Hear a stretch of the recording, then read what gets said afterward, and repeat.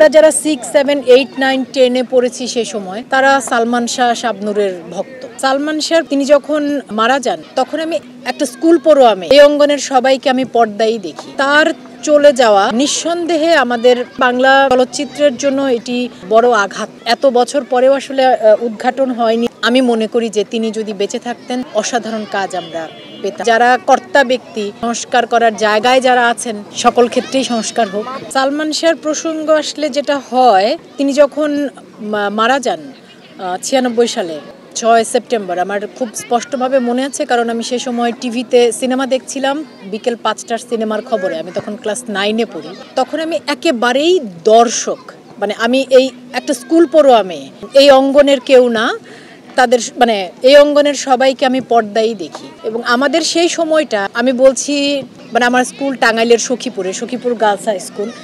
তো আমরা যারা 6, 7, 8, 9, 10 এ পড়েছি সে সময়, আমরা প্রতিটা মেয়ে ছেলে বা সে সময়ের কিশোরীরা, তরুণরা, তারা সালমান শাহ শাবনূরের ভক্ত।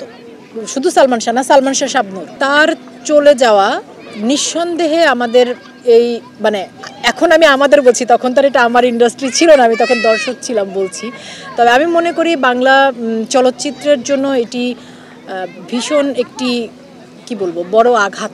তার মৃত্যুটা সেটা এত বছর পরেও আসলে উদ্ঘাটন হয়নি যে এটি আত্মহত্যা না হত্যা বা নানা রকম আছে, কি বলবো আমি এটাকে, মানে কনফিউশন আছে। জি, আমি বলতে পারি যে তার আত্মার শান্তি কামনা করি।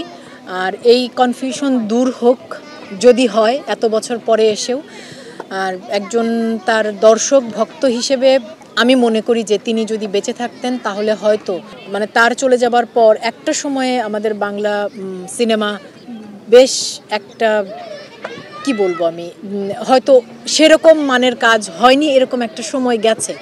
হয়তো তিনি বেঁচে থাকলে ওই সময়টার মধ্য দিয়ে আমাদের বাংলা সিনেমাকে যেতে হতো না। আরও অনেক অসাধারণ কাজ আমরা পেতাম তার কাছ থেকে। তার মাধ্যমে আমাদের চলচ্চিত্র আরও হয়তো সামনের দিকে যেত। সংস্কার তো নাকি হবে, সব ক্ষেত্রেই সংস্কার হবে।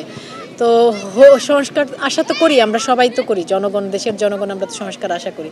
তো যারা কর্তা ব্যক্তি, সংস্কার করার জায়গায় যারা আছেন, তাদের কাছে চাওয়া দেশের জনগণ হিসেবে এই সকল ক্ষেত্রেই সংস্কার হোক।